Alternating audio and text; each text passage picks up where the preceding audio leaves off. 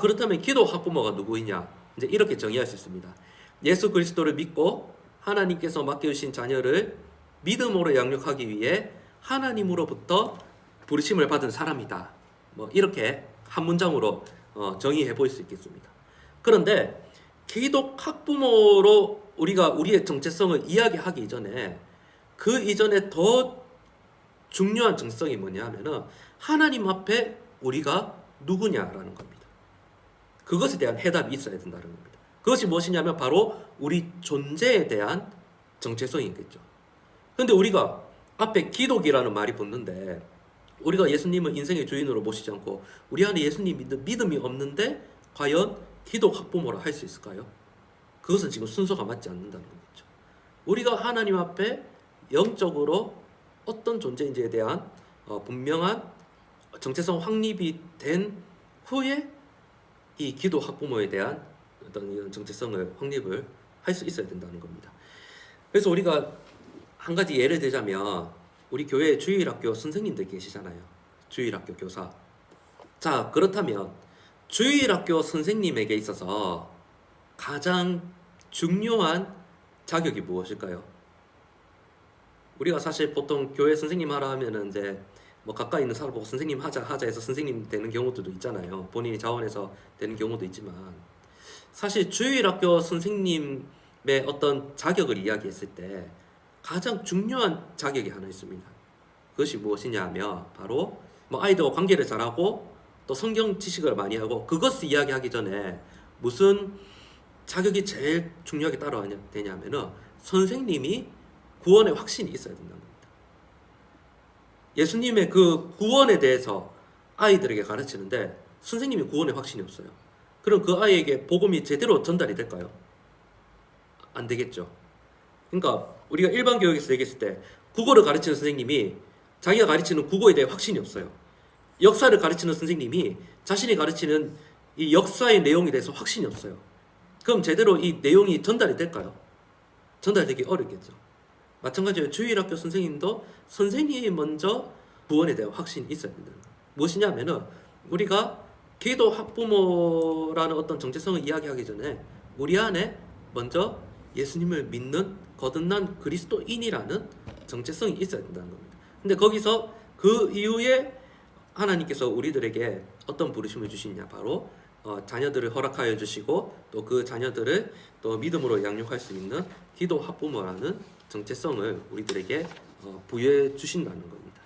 그래서 1차적으로 우리가 이제 뭐 기도 학부모뿐만 아니라 또 집에서는 또 누구의 어떤 아내, 남편으로 또 부름받기도 하고 또 혹은 뭐 교회에서는 직분으로 부름받기도 하고 혹은 또 어떤 뭐 사회생활 속에서는 또 어떤 그 사회생활에서의 어떤 역할로 이제 부름받기도 하잖아요. 이처럼 모든 일에는 1차적으로 부르심이 따라오게 되어 있습니다. 그래서 이제 부르심을 이게 이제 성경적인 신학적인 용어로 했을 때는 소명이라고 하거든요. 콜링이라고 하거든요. 소명은 무슨 말이냐면 예수님의 구속 사역을 통해 준비된 구원의 은혜를 믿음으로 받기 위해서 하나님께서 구원하시기 위해서 선택한 사람을 초청하고 부르시는 전적인 하나님의 은혜의 행위라. 이것이 이제 소명이라고 하거든요. 우리가 이제 예수님을 믿게 됐을 때 우리가 믿겠다고 해서 믿을 수 있는 게 아니라는 거예요. 예수님께서 우리를 선택한 하나님 백성으로 먼저 불러주셔야지 믿음이 일어나고 그러한 믿음을 일으켜 주신다는 말이에요. 그래서 이 소명에는 이제 크게 두 가지 이제 종류가 있는데요. 하나는 외적 소명이 있고 내적 소명이 있습니다. 외적 소명은 교회 다니든 안 다니든 모든 사람에게 보편적으로 주어지는 복음, 하나님 말씀, 그리고 죄에 대한 심판의 말씀 이런 것들은 이제 의미를 하는 거예요. 그러니까는 우리가 이제 전도하는 건 또 뭐예요? 불특정 다수 혹은 정해진 사람에게 이제 예수님 믿으세요, 복음을 전하는 거잖아요. 교회 오세요 전하는 거잖아요. 이거는 누구나 들을 수 있다는 말이에요. 그런데 여러분 만약에 이제 길에 나가서 저희가 불특정한 사람들에게 전도지를 나눠주면 이제 복음을 전했어요. 그런데 그 중에는 그 말을 무심하게 생각하고 그냥 지나가는 사람도 있지만은 그 중에는 그 말씀을 교회 오라는 초청의 말씀을 듣고 반응하여 교회에 오는 사람이 있다는 말이에요. 근데 모든 사람에게 똑같이 복음의 메시지가 주어지는 이것은 이제 외적 소명이라고 해요.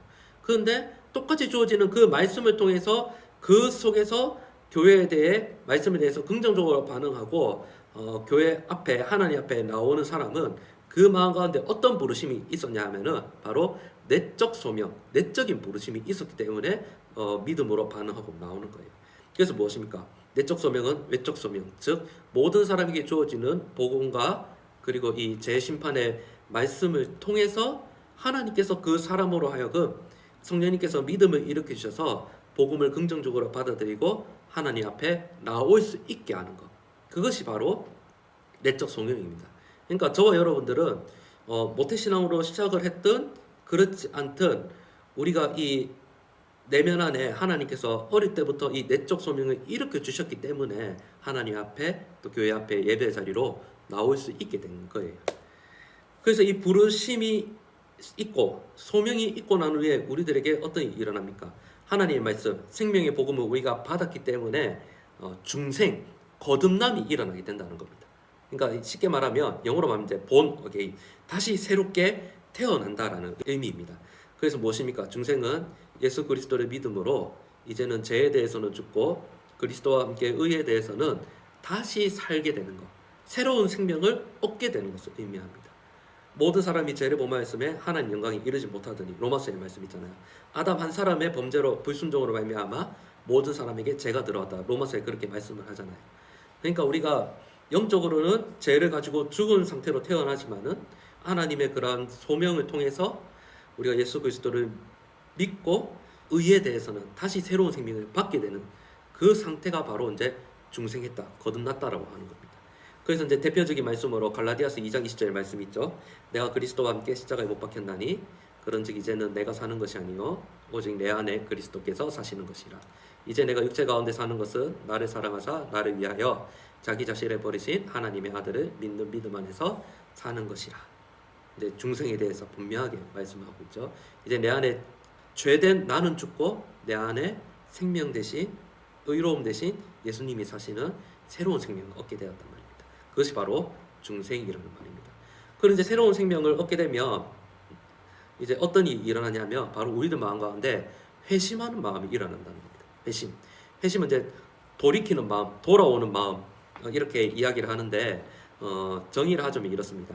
참된 믿음으로 예수 그리스도를 영접하고 자신의 죄를 회개하고 죄로부터 마음을 돌이켜 하나님을 의지하겠다는 결단적인 행위가 바로 회심이라는 겁니다. 그래서 이 회심에는 믿음과 회개가 같이 이제 수반이 되거든요. 믿음은 무엇입니까? 말 그대로 예수님께서 나를 위하여 십자가에서 모든 죄를 짊어지고 죽으셨다는 것. 그리고 그 하나님 말씀을 긍정적으로 혹은 그 말씀이 바로 나를 위한 말씀을 믿는 마음. 그게 바로 믿음이잖아요. 회개는 무엇입니까? 회개는 나의 상태나 관점이 죄를 향해서 가고 있었던 그 상태를 다시 돌이켜서 하나님께로 향하는, 우리의 시선을 하나님께로 향하는 그러한 마음을 이제 회심이라고 합니다. 그래서 이 회개라는 이 말이 히브리어로 슈브라는 말이 있습니다. 슈브는 무엇이냐면은 돌이키다 혹은 돌아가다라는 의미거든요.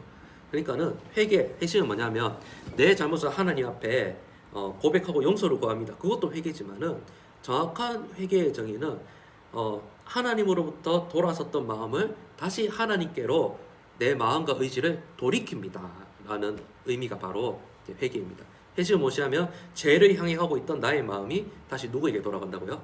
하나님께로 돌아가게 하는, 그것이 바로 이제 회심입니다.